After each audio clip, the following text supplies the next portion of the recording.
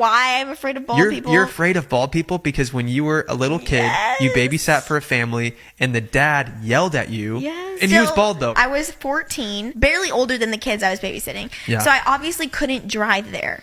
And so I was babysitting for this girl who was very, very well behaved. Yeah. And they told me her bedtime. It was getting close to that time. And I was like, hey, do you want to go to bed? She's like, yeah. She was very sweet. And so I trusted everything she said. She's like, oh. And I was like, okay, I'm going to turn the lights off. She said, oh, my parents let me read in bed sometimes. But as long as I'm in bed by my bedtime, they're okay with it. And so I was like, that checks out with me. Like, that seems right. And so I shut the door, the lights on. The parents get home. And the dad's like, why isn't she asleep? And he's like all mad at me.